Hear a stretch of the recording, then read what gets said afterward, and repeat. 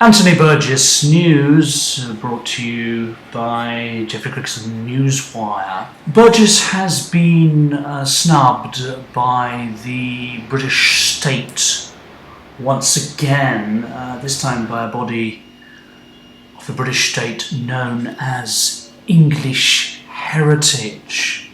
This agency of the government has determined that Burgess is simply not important enough to be worthy of a plaque of this type to be placed on his one-time home. This is it. Here we see 24 Glebe Street. And the proposal had been for a plaque to be placed here. This was denied on the grounds that Burgess, and I quote, was not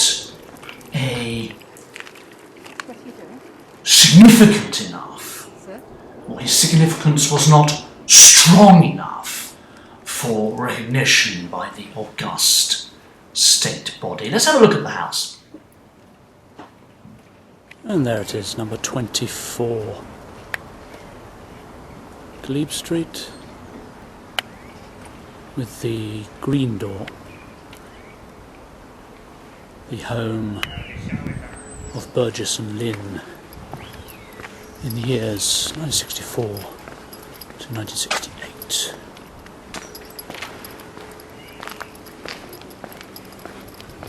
The Burgess biographer Roger Lewis responded to this snub by calling the decision by English Heritage pathetic, by which I think he meant not that we should pity English Heritage for its philistinism.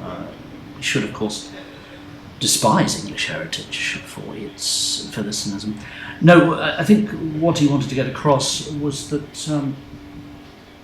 this decision by an agency of the British state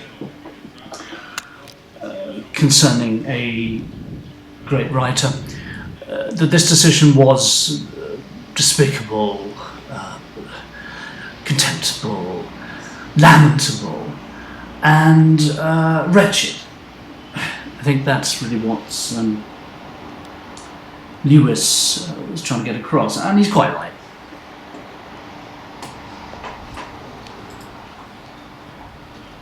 This failure of judgment on the part of this body of the British state, this English Heritage, stands in contrast, of course, with the actions of Burgess's alma mater, the University of Manchester, which showed great good judgment in acting fast to put up a commemorative plaque, in recognition, I think, not just of Burgess's greatness as a novelist, as a creative writer, but also his very great contribution to the cause in general of education. This was, Anthony Burgess was, I think it's important to point out, a significant educator. He was a superb teacher, that's very well established, both of children and of adults in his role as a teacher trainer, and of course in positions he held at City College of New York, for example, Columbia, and elsewhere, honorary positions where he lectured. He opened up new worlds for many people as a critic. And so I think it's especially appropriate that he has been honoured by Manchester University. I salute the University of Manchester for its decision to honour Anthony Burgess, and I will ever be grateful to the university for its action here.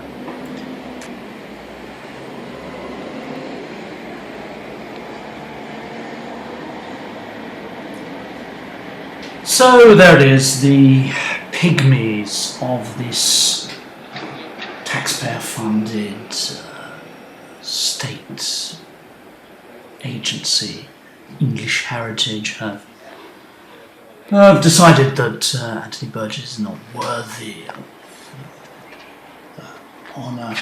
I'm actually rather pleased by this because if the British establishment has this view, then it just confirms that Burgess was onto something throughout his career, that his artistic purposes